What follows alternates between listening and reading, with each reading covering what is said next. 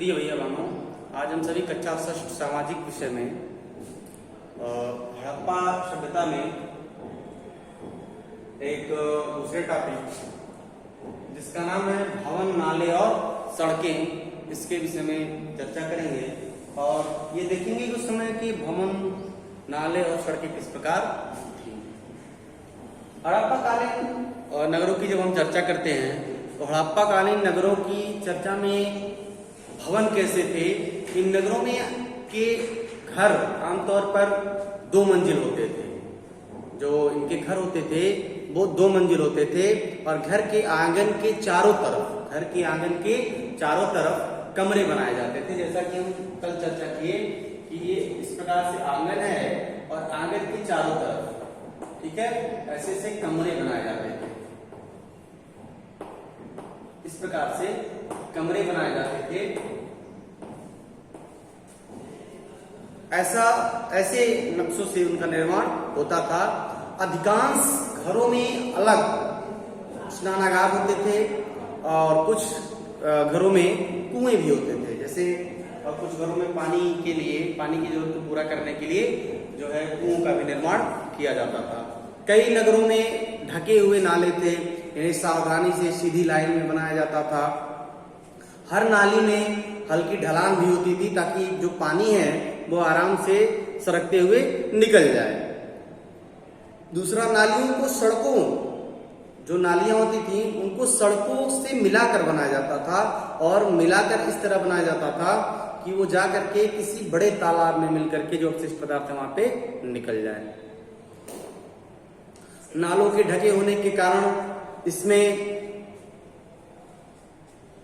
नालों के ढके होने के कारण इसमें क्या होता है, जगह जगह पे मेन होल बनाए जाते थे जिसके जरिए इसकी देखभाल और सफाई की जा सके। हर नाले और सड़कों को निर्माण या योजनाबद्ध तरीके से एक साथ इसको बनाया जाता था या इसका निर्माण किया जाता था। तो इस प्रकार से हम देखें कि भवन और नाले और सड़क किस प्रकार से थी।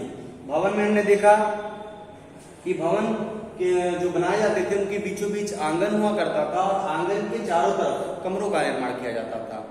उस समय के नाले कैसे थे, नालों को सड़कों से अटैच किया जाता था। जो नाले थे उनको सड़कों से अटैच किया जाता था। जैसे ये सड़कें हैं और यदि यहाँ से सड़क निकल रही है तो इसके बीच से यहाँ पे नालों को जोड़ दिया जाता था ताकि जो पानी है वो निकल करके बाहर चली जाए।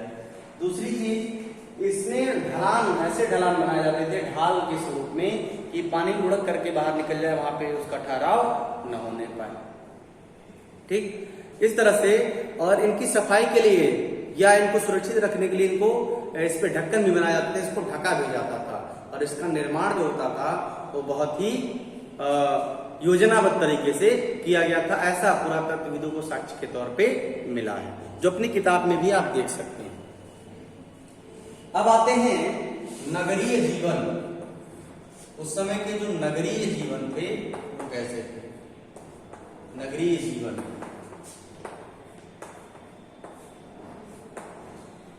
नगरीय जीवन की जब हम चर्चा करते हैं तो हड़प्पा के नगरों में बड़ी हलचल रहती थी। हड़प्पा के जो नगर थे उसमें बड़ी हलचल रहा करती थी। यहाँ पर ऐसे लोग रहते थे जो नगर की खास इमारतें बनाने में योजना बनाने में जुटे रहते थे, यानी नगरों को खास बनाने के लिए इस योजना में वो जुटे रहते थे। ये संभवतः आप कह सकते हैं कि वो शासक के तौर पे रहते थे, मतलब एक शासक के तौर पे उसकी निगरानी वो करते थे।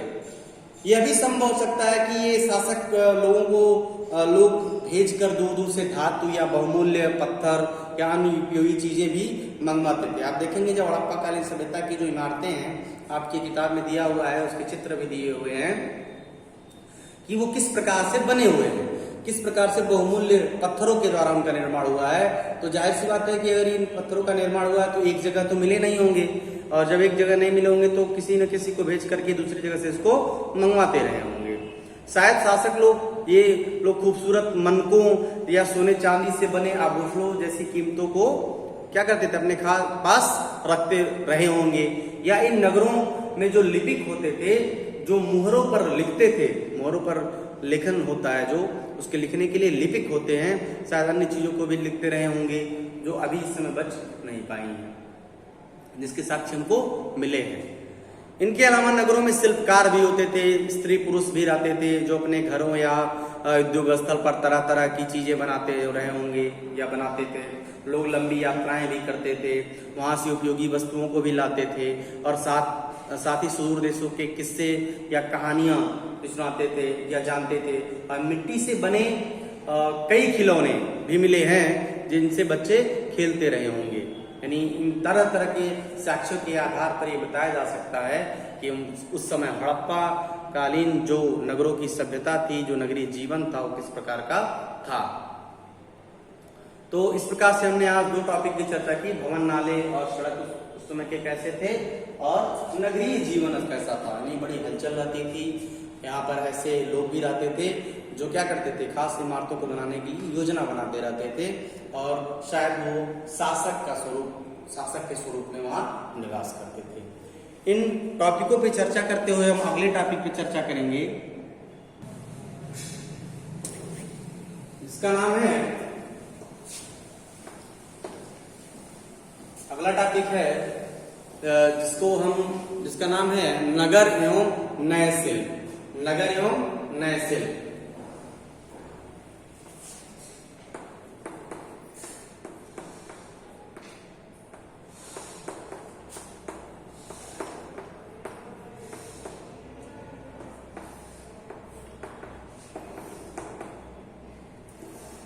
नगर एवं नए शिल्प, इसके बारे में हम जब चर्चा करते हैं तो कुछ ऐसी चीजों के बारे में चर्चा करते हैं या पुरातत्वविदों को जो चीजें वहां से मिली है उसके आधार पे हम बता सकते हैं कि वहां पे शंख, तांबे, कांसे या सोने चांदी जैसी धातुओं में या उसके जो औजार हैं, हथियार, गहने हैं, सब बर्तन बनाए जाते रहेंगे। यानी कई वस्तुओं से आप देख सकते हैं कि इन चीजों का निर्माण होता रहता था। किस प्रकार से,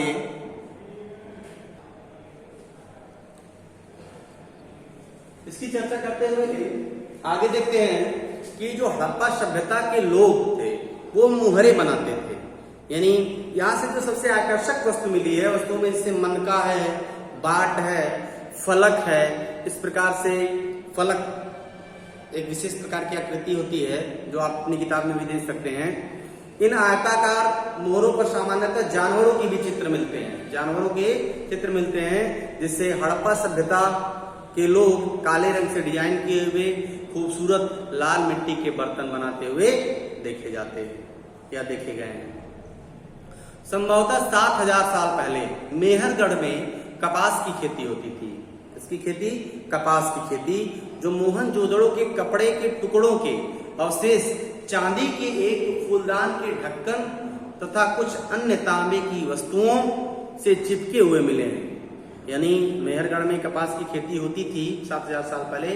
ये कैसे हमको जानकारी प्राप्त हुई है कि मोहनजोदड़ो के कपड़े के टुकड़ों से के जो अवशेष मिले हैं उसमें चांदी के एक फूलदान के ढक्कन या कुछ अन्य तांबे की वस्तुओं से चिपके हुए हमको साक्ष्य प्राप्त हुए, जिसके आधार पर हम कह सकते हैं कि यहाँ कपास की खेती होती थी।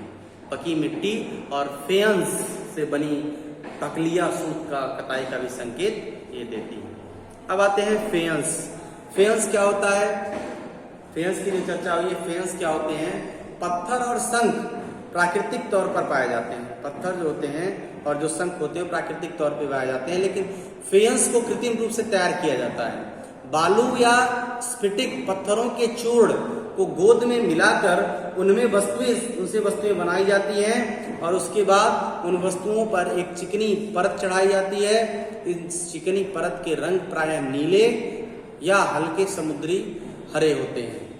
फेयंस में मन के चूड़ियां, बाले या छोटे बर्तन बनाए जाते हैं। इस प्रकार हमने देखा कि भवन सामाजिक विषय के अंतर्गत हड़प्पा कालीन सभ्यता में कि भवन, नालों और सड़कों का निर्माण किस प्रकार था, नगरीय जीवन उस समय का कैसा था और नगर एवं नए शिल्प किस प्रकार से बने हुए थे, इसके बारे में हम लोग चर्चा किए। अगले वीडियो में हम अगली टॉपिक की चर्चा करेंगे। धन्यवाद।